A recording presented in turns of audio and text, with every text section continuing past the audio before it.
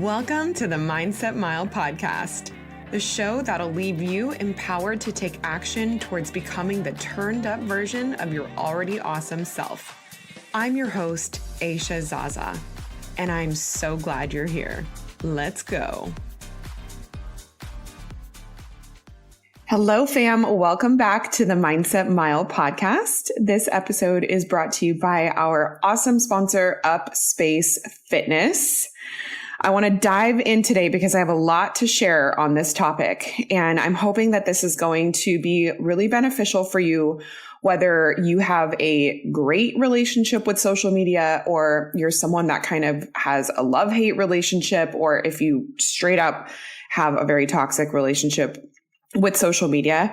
I think that this is a really important topic to talk about because so much of what we consume in different facets of life, but primarily since social media is such a prevalent part of our culture and our lives now, it is very important for our overall mental health to have a healthy relationship with these platforms. So I want to dive right in and just first say, I'm so impressed to see how Instagram specifically has maintained its place in the ever-evolving digital world. I had to look up these stats and I was just blown away by this, but also not really, but the numbers are pretty staggering. There are 2 billion people on the planet that use Instagram. That is a quarter of the entire world's population. And I also wanted to look at TikTok because I know TikTok is a front runner behind Instagram. There are 1.5 billion TikTok users. That being said, there is a lot of people spending a lot of time on these platforms. And personally, I find it interesting to watch the pulse and the ebbs and flows of how people feel about social media. And I'm making generalizations here, but merely on my observations of social media and conversations I have with people in my own life about these platforms. It seems as though people go through similar waves of how they feel about it at the same time. Like in general, I would say when I'm feeling kind of over it, I will talk to someone else and have this conversation about social media. And it seems as though they are kind of over it, or they kind of love it, or feel impartial to it at the same time.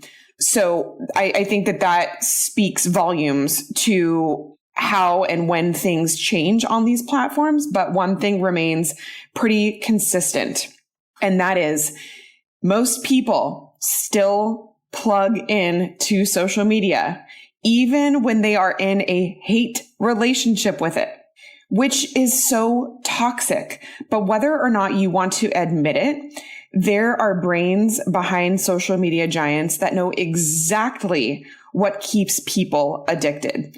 You can argue the pros and cons of social media all day long, and I'm not here to tell you or monitor how much you use it. But what I want to do is give you some advice on how to have a healthy relationship with social media if it is something you're going to be using. I personally only have less than a handful of people that I know that have jumped ship completely because they just couldn't take the way social media was being ran anymore. Like I said, most people stay on it, even though they have a love-hate or mostly hate relationship with it. So let's figure out how to live with it and how to make it a better experience. These are just also my personal preferences and suggestions. So you can obviously take them or leave them, but maybe they'll be exactly what you need to hear to make your user experience a beneficial, less toxic one where you can enjoy more of the pros of your social media platform and what they have to offer. So my first suggestion, and this is obviously the most simple suggestion out there, turn off your social media notifications. Turn them off. They do not need to be on your phone. I think I've had Instagram for 12 years now. So, I mean, I got on it shortly after it became a popular app, and I've never had social media notifications turned on. We have so many notifications on our phone. Think about it. You have your text going off, your ringer, obviously, when you get a call. You might have mail notifications when you get a new email. You have your Facebook, you have your Instagram, you have shipping notifications, app notifications. I mean, I don't need to explain to you. I think you know how many notifications you have on your phone. But I think once you live with so many notifications on your phone, it just becomes normal. And I'm here to tell you that it is not normal to have more than just a few notifications on your phone. And the most important ones, I think, probably are text and ringer notifications. So outside of that, there's a lot that you really don't need to be notified in real live time. Research has linked the mass amount of phone notifications to anxiety, depression, and may even trigger symptoms associated with ADD and ADHD. So those little pings that constantly draw your attention away from whatever you're doing in the day can cause a lot of harm. And so this is why I think this is such an important topic to talk about. So if you are used to having notifications on your phone, you might feel like you're going to be missing out on something, especially if you've always had them on. The thought of going without a notification might seem daunting. I promise you, you're not going to miss them. And also, if you're like, no way, I want to know the second that someone likes or comments or messages me, then I encourage you to question your own obsession and addiction. And I mean that in the most non-judgmental way possible. That's a very natural feeling. I'm not coming down on you for resisting wanting to turn notifications off. I think that's completely normal, but I want you to see that as a flag to change that behavior. This episode is sponsored by BetterHelp. Unfortunately, life doesn't come with a user manual. So when it's not working for you, it's normal to feel stuck, which is why I fully believe in the support of therapy. Therapists are trained to help you figure out the cause of challenging emotions and learn productive coping skills, which makes therapy the closest thing to a guided tour of the complex engine called you. Therapy has personally helped me during big transitional times in my life not feel so alone and anxious. As the world's largest therapy service, BetterHelp has matched 3 million people with professionally licensed and vetted therapists available 100% online. Just fill out a brief questionnaire to match with a therapist. If things aren't clicking, you can easily switch to a new therapist at any time. Learn more and save 10% off your first month at betterhelp.com/mindsetmile. That's 10% off your first month at betterhelp.com/mindsetmile. The second tip I have is take an audit of what accounts you follow. What feelings do their posts elicit when those accounts come up? Are their posts and content still relevant to what you want and what you need?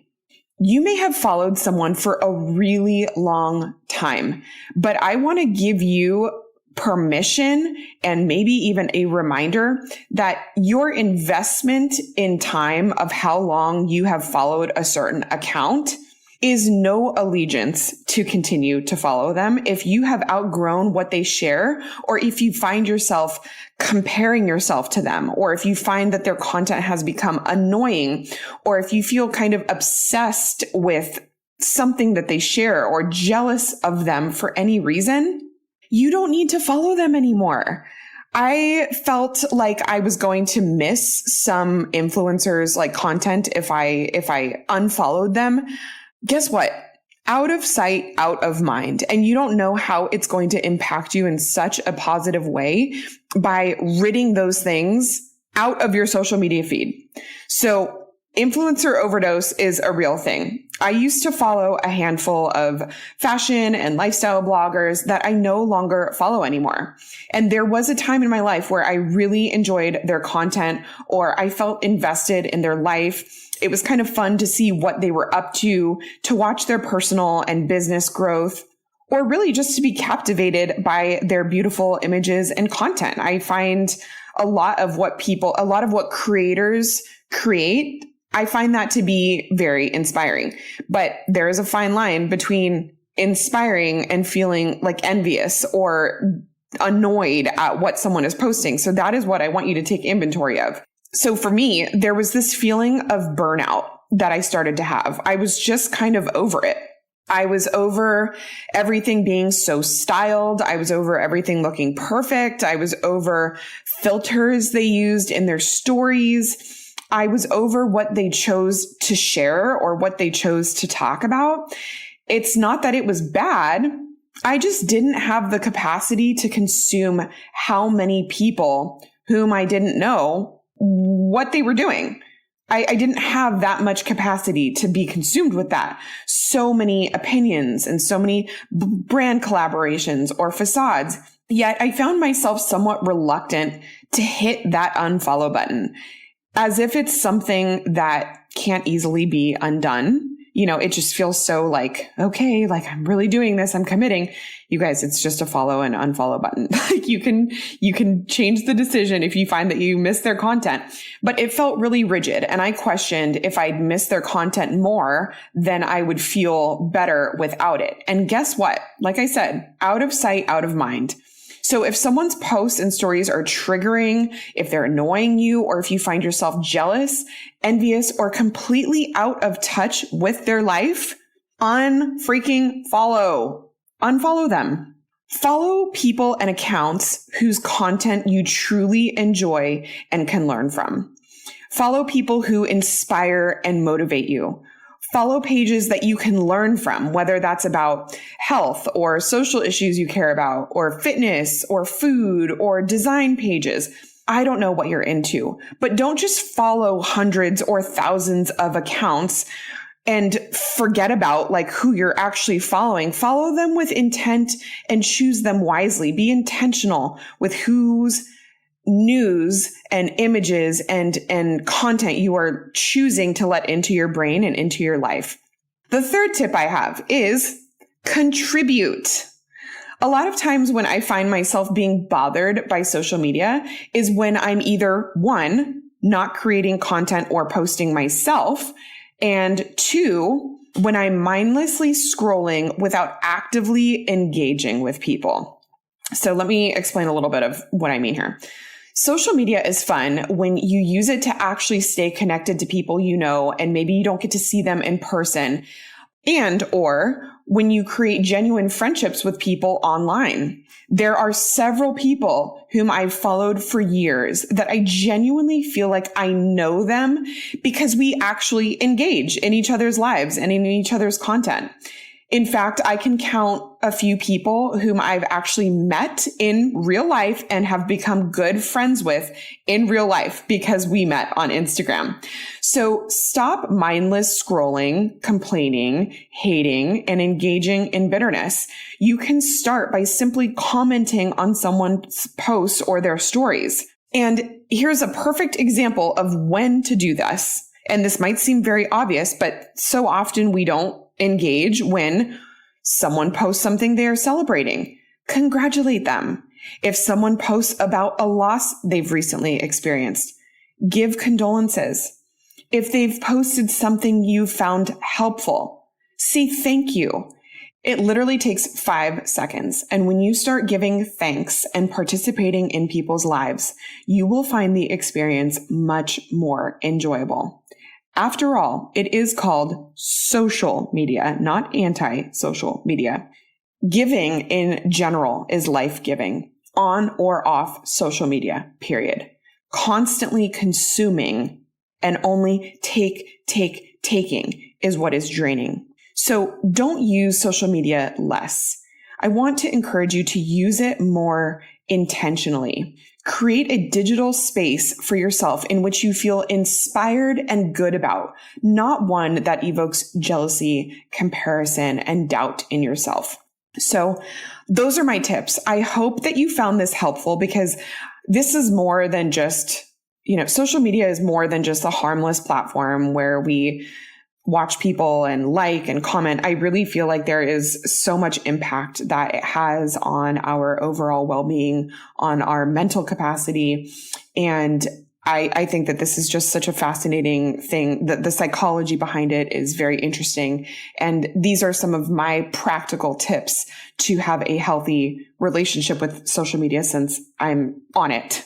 Right? Like I'm not going to be getting off social media anytime soon. So these are some of the ways that I have found help me cope with an otherwise kind of annoying, life draining space that social media can sometimes turn into. So if you found this helpful, ironically, I want you to, if you haven't jumped social media altogether after listening to this, then please post this on your stories and tag me so I can say hi and so that other people can find this episode too.